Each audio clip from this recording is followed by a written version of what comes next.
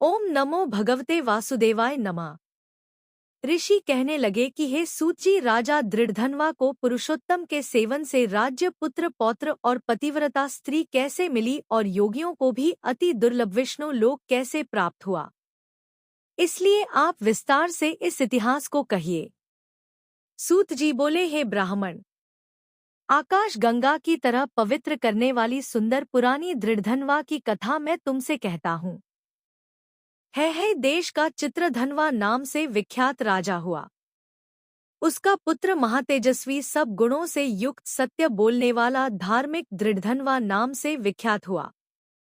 वह दृढ़धनवा अंगों सहित चारों वेदों को पढ़कर विधिपूर्वक गुरु की पूजा कर दक्षिणा देकर पिता के नगर को गया। अपने नगर में रहने वालों को नेत्रों का आनंद उत्पन्न करते हुए अपने पिता चित्रधनवा को प्रसन्न किया। अब राजा चित्रधनवा अपने मन में विचार करने लगा कि स्त्री घर पुत्रादि छोड़कर मुझको भी वन में जाकर हरि सेवन करनी चाहिए। ऐसा मन में विचार कर समर्थ राजा दृढ़धनवा को राजपाट सौंपकर विरक्त होकर पुलह ऋषि के आश्रम को चला गया। वहां जाकर तप करने लगा। कितने ही काल तक तप करके चित्रधनवा हरि के धाम को बला गया। दृढ़धनवा ने जब अपने पिता की वैष्णवी गति को सुना तब अपने पिता की और्ध्वदैहिक क्रिया की, फिर नगर में राज्य करने लगा। राजा दृढ़धनवा की गुणसुंदरी नाम की स्त्री थी। उसके 4 पुत्र हुए और चारुमती नाम की एक कन्या उत्पन्न हुई।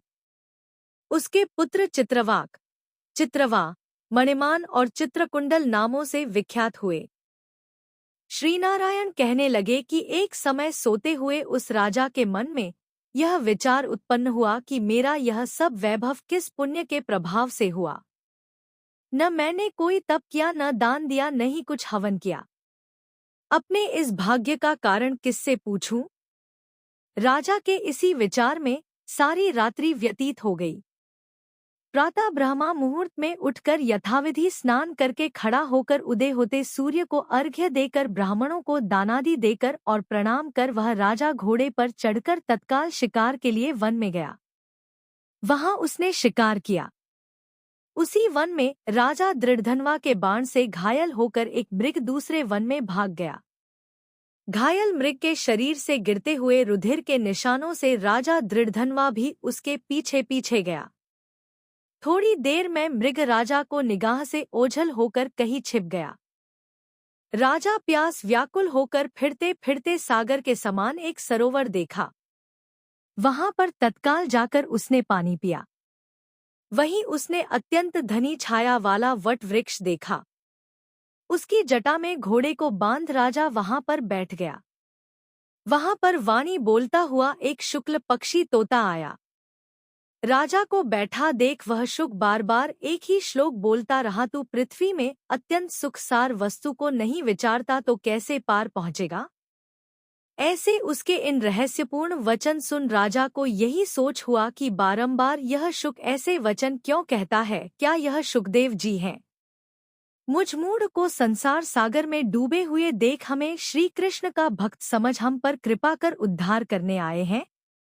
वह इसी विचार में था कि तब पीछे से उसकी सेना आ गई और वह तोता तो राजा को उपदेश दे अंतर्धान हो गया और राजा अपने नगर में शुक के वाक्य स्मरण करता रहा। श्री नारायण बोले, राजा इसी तरह चिंताग्रस्त रहता था कि एक समय वाल्मीकि ऋषि उसके यहाँ आए। राजा ने जल्दी से उठकर भक्ति सहित उनके चरणों में नमस्कार किया। तब वाल्मीकि ऋषि राजा को शांत देखकर बोले, है राजन, तेरे मन में जो कुछ भी चिंता हो वह तुम बिना संकोच कहो, क्या बात है? दृढ़धनवा ने कहा, महाराज, आपके चरणों की कृपा से सब सुख है, परंतु हे विद्वन, एक बड़ा भारी संदेह मेरे मन में है, सो उस वन के तोते के मुख से लगे हुए शूल को आप दूर करिए। वाल्मीकि ऋषि राजा के यह वचन सुन बोले, हे राजन, पूर्व जन्म में तुम द्रविड़ देश में ब्राह्मण के घर में ताम्रपर्ण के किनारे उत्पन्न हुए थे।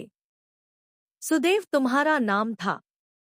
तुम धार्मिक सत्यवादी, जितना मिले उतने में ही संतुष्ट थे। तुम्हारी स्त्री उत्तम गणों वाली गौतम ऋषि की पुत्री गौतमी नाम से विख्यात थी। गृहस्थाश्रम के धर्म में चलने वाले सुदेव को कितना ही काल व्यतीत हो गया, परंतु उसके संतति नहीं हुई।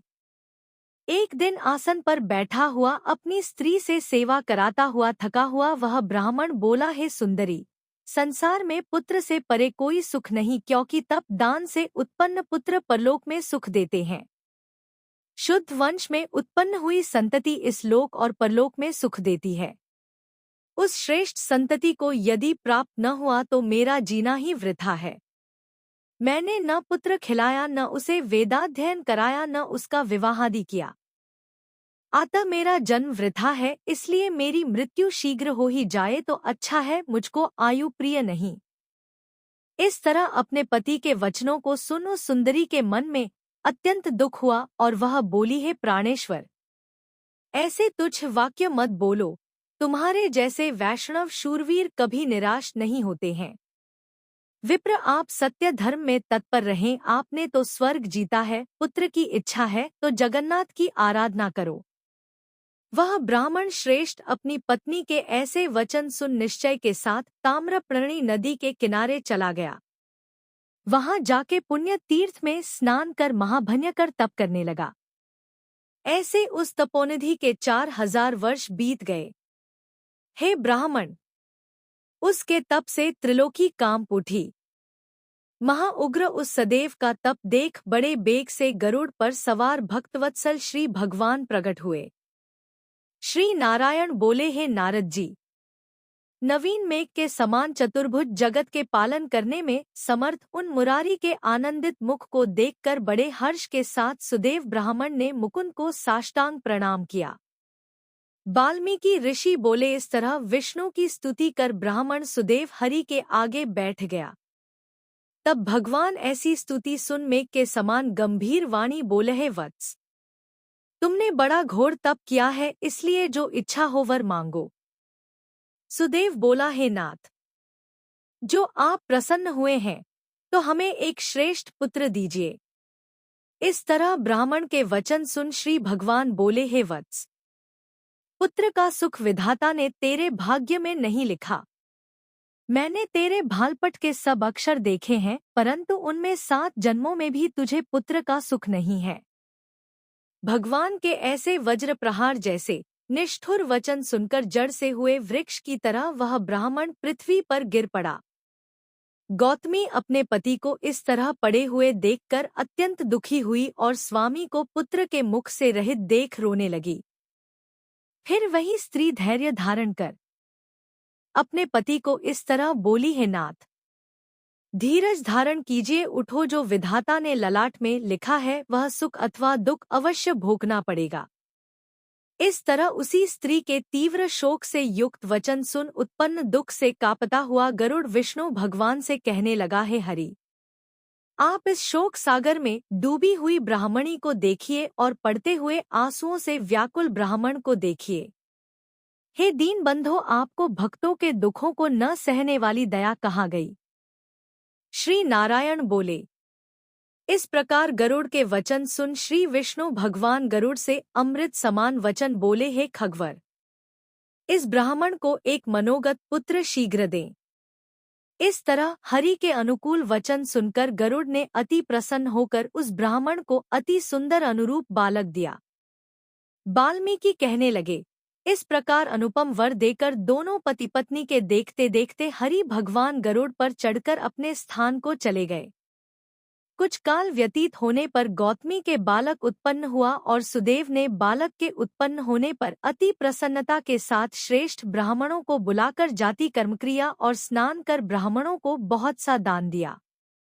पिता के मनोरथ के साथ माता के मन को आनंद देने वाला बालक शुक्ल पक्ष के चंद्रमा के समान बढ़ने लगा। तब पिता ने बालक का यज्ञोपवीत संस्कार कराकर गायत्री मंत्र का आदेश दिया और वह बालक ब्रह्मचर्य का पालन करने लगा। वाल्मीकि ऋषि बोले, एक समय करोड़ों सूर्य के समान कांति वाले देवल ऋषि वहां पर आए। उनको देख सुदेव ने उनके लिए आसन बिछाया।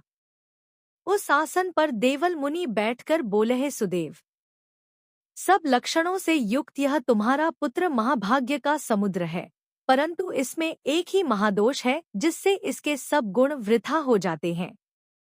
हे सुदेव, तेरा यह पुत्र 12 वर्ष में जल में डूबकर मर जाएगा, जिससे तू मन में सोच नहीं करना।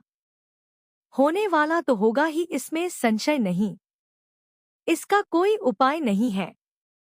वाल्मीकि जी बोले, देवल ऋषि के ऐसे वचन सुन सुदेव शर्मा पृथ्वी पर गिर पड़े और देवल ऋषि इतना कह ब्रह्मलोक को चले गए और सुदेव देवल ऋषि के वचनों का स्मरण कर बहुत काल तक विलाप करते रहे। फिर गौतमी बालक को गोदी में ले प्रेम से मुख चूम अपने पति से बोली, है द्विजराज, होने वाली वस्तु से भय नहीं करना चाहिए। जो होने वाला है सो तो होगा ही, और जो नहीं होने वाला है वह कभी नहीं होगा। इसलिए हे नाथ, उठो और सब शरणागत जीवों के रक्षक निर्वाण पद को देने वाले सनातन हरि पुरुषोत्तम महात्म्य 77 को भजो। वाल्मीकि ऋषि बोले, इस तरह ब्राह्मण अपनी पत्नी के वचन मानकर सतोगुण को प्राप्त हुआ और हृदय में हरि के चरण कमल को धारण कर अपने बालक से उत्पन्न क्लेश को तत्काल त्याग दिया। एक दिन उनका बालक शुकदेव अपने मित्रों सहित बावड़ी में स्नान करने गया और अपने मित्रों सहित जल में प्रवेश करके नहाने लगा। जल में डूबकर मर गया। तब उसको जल से बाहर न आता देख उसके साथी हाहाकार करते हुए भागे। उन बालकों ने गौतमी को जाकर सब वृत्तांत सुनाया। उन बालकों की यह अप्रिय वाणी सुनकर वह पृथ्वी पर गिर पड़ी। इतने में सदेव भी वन से आ गया और बालक को मरण सुन कटे वृक्ष की तरह पृथ्वी पर गिर पड़ा। फिर दोनों पति पत्नी उठकर बावड़ी पर गए और वहां मरे हुए पुत्र को आलिंगन कर शरीर को गोद में ले सुदेव बारंबार बालक के मुख को चूमने लगा। गोद में पड़े मृत बालक को देख रोने लगा। विलाप करते हुए बोला, है पुत्र, मेरा शोच हरने वाली मनोहर वाणी कहो और हमें आनंद दो। तुम अपने वृद्ध माता पिता को छोड़कर जाने योग्य नहीं। हे वत्स, तुम्हारा श्रेष्ठ मित्र पढ़ने को बुला रहा है, तुम इस समय कैसे सो रहे हो? मैं तुम्हारे बिना नहीं जीऊंगा, न घर जाऊंगा। अब मेरा वन में भी क्या काम है? ऐसा कहते कहते भगवान नामों का उच्चारण करने लगा। इस तरह उस ब्राह्मण विलाप को सुन दशों दिशाओं में गरजता हुआ अकाल मेघ आया।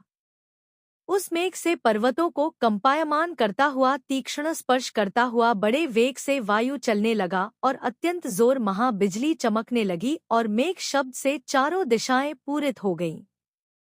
इस तरह 1 मास तक ऐसा जल बरसा कि सारी पृथ्वी जल से भर गई, परंतु बालक शोक की अग्नि से तपे हुए उस ब्राह्मण को कुछ भी मालूम न हुआ। न उसने पानी पिया और न भोजन किया। पुत्र पुत्र इस तरह पुकारते हुए ही उसको सारा मास व्यतीत हो गया। वह मास श्री कृष्ण का प्रिय पुरुषोत्तम मास था, सो वह अनजाने में ही उस ब्राह्मण से पुरुषोत्तम मास की सेवा हो गई।